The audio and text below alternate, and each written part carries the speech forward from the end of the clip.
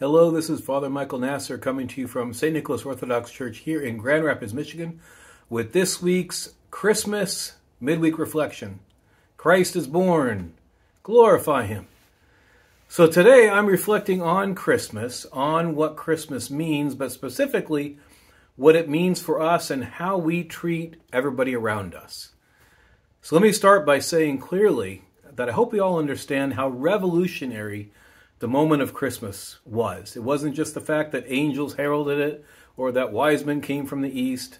The reality was that God, the Creator, became a part of His creation. He became a defenseless little child, so defenseless that the narrative of His birth is all about His parents trying to keep Him alive from people who are literally trying to kill Him.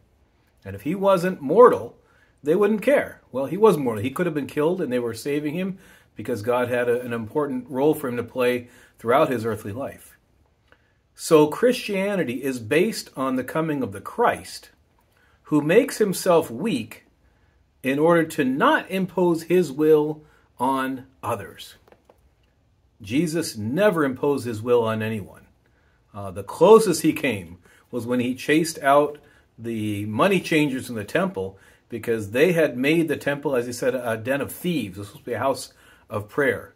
Outside of that, He never enforced anything.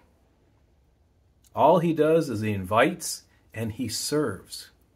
Now, for those of us that are of what we call the race of Christians, that means that you and I are called to be living like He lives. In other words, we are not called to impose ourselves on others.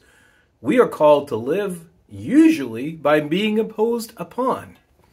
And why I'm thinking of that today is not just the fact that we're a few days after Christmas. Today is the remembrance, as every day is a day of remembrance of the saints, of the 20,000 martyrs of Nicomedia.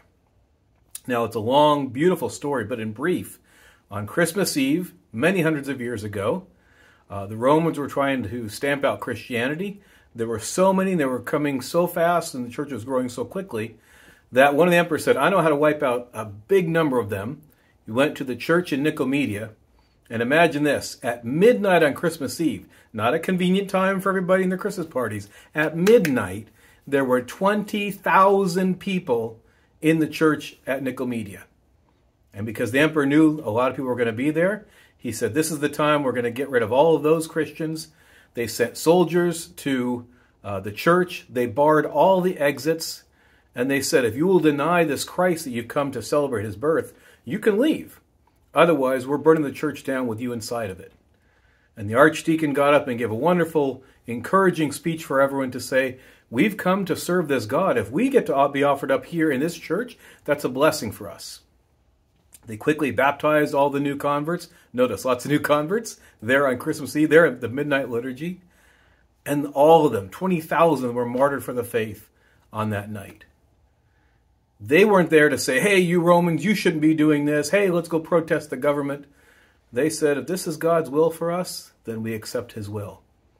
You and I are from that same race of Christians. You and I are going to be tempted, like every human being, to impose what we want on other people.